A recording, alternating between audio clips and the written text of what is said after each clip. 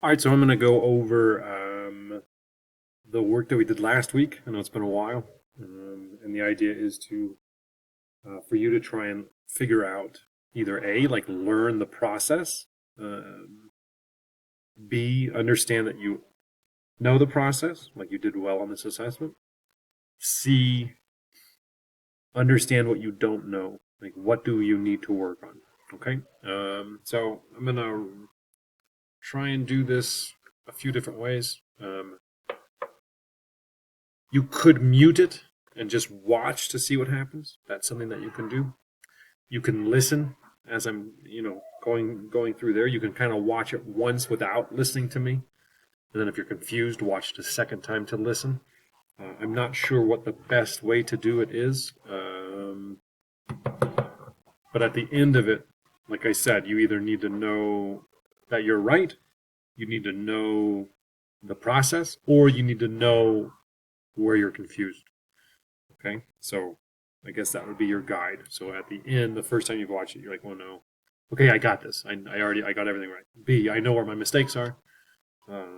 C, I know what I don't know and I need to work on, or I'm completely lost. Okay, so one of those four things should happen. All right, so let's look at this first one. We have 1/2 plus 1/6, or 1/3. Sorry.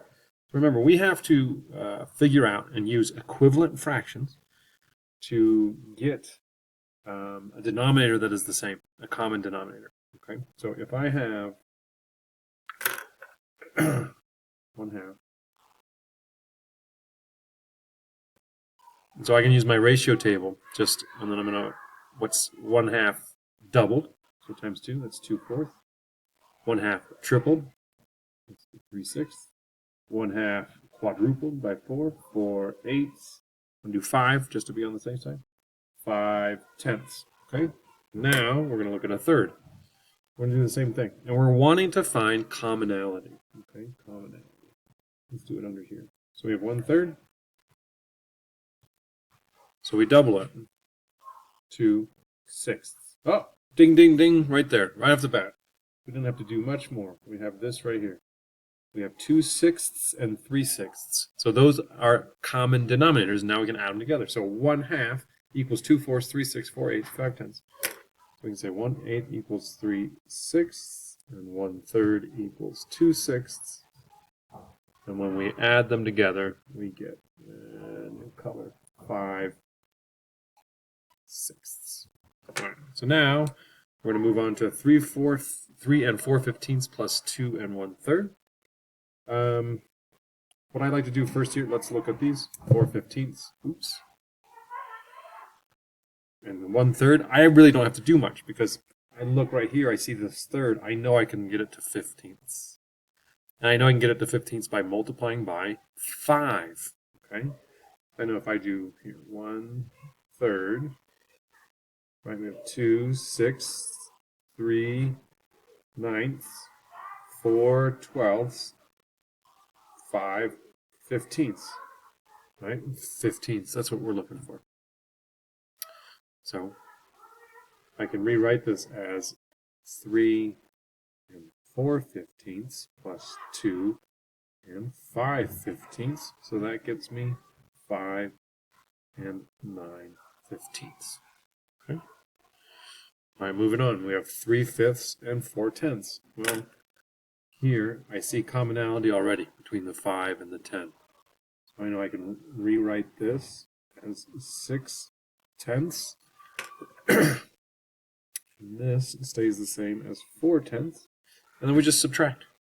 And we have 6 minus 4 equals 2/10.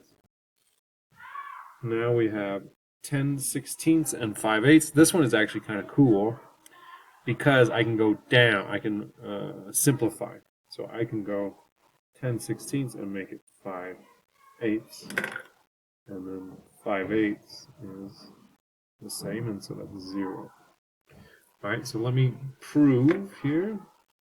So look, if I have 5/8 and I multiply it by 2, it's 10/16. Okay, so those are the same. So 10/16 and 5/8 is the same. All right, moving on. 1/6 plus 2 and 1/4. Okay, so now I have to look at 1/6, and I'm going to look here at 1/4. So here, 1/6, 2/12, 3/18, 4/24, 5/30. We have 1/4, 1/4, 2/8, 3/12. Ding, ding, ding, ding, ding, ding, ding, ding, ding, ding, ding, ding, ding. All right.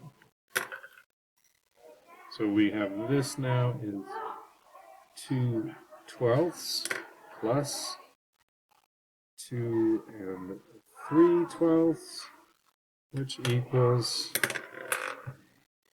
2 and 5/12. Okay, now we have 5, 6, and thirds. Again, we should see this third. We should see the third automatically go into those 6, doubling it. So this stays 5/6. And this goes to 2/6. Right? And together that is 7/6. Okay. Right now we have 5, 6, and I can just do the same thing, right? I have 5/6 minus 2/6, and that gives us 3/6. And here, 1 and 1/5 minus 3/10. Again, I look at that 5 and I look at the 10. I know I can multiply by 2.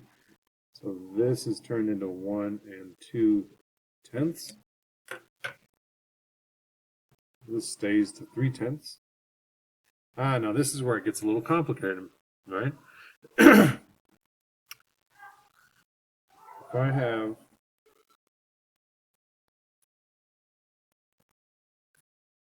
on here 1 and 3/10, which is right next to 1. Right? Oops. Sorry about that. We have 1 and 3/10, and I'm sorry, 1 and 2/10. Let's redo this. So it's this. So here's 0. Here's 1. Here's 2. So right here, this is 1 and 2/10. Okay? And I need to take away 3/10. So the first thing I want to do is I want to get a little friendly number. I'm going to take 2/10 away, right? I'm going to subtract 2/10. So I get to 1, okay? And that means from 1, I just have to move 1 more tenth so that I get to 9/10.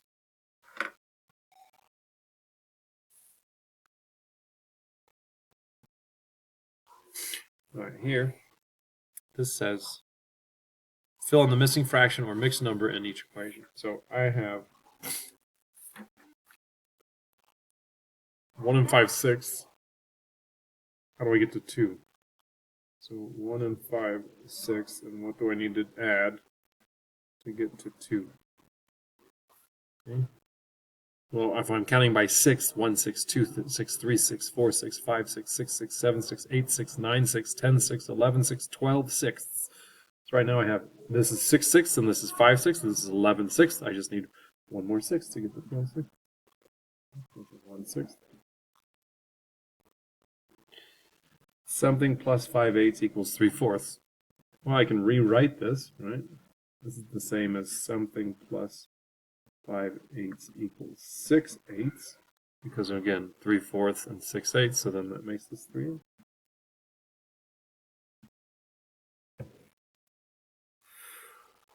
And then finally, I have 3 and 1/4, and what do I have to do to get to 1? Well, I can think of it this way. What plus 1 equals 3 and 1/4, and that's 2. So again, at this point, you should know what you did wrong. And maybe now you're able to do it again. So you're like, I want to redo this. I'm going to do some practice on the IXL links to show my mastery and then retest them. You could have aced the test. You're good to go. You're ready to move on to the next thing. You could know now like what you need to work on. Okay, I see equivalent fractions are really important. I really don't know how to do equivalent fractions, so I know I need to do that. And the other thing that could happen right now is you desperately need help. You're not sure. Okay, so I've given everybody a piece of paper. On that piece of paper, you're going to fill out kind of what your plan is for this, and then give it to me, and we'll go from there. All right, bye.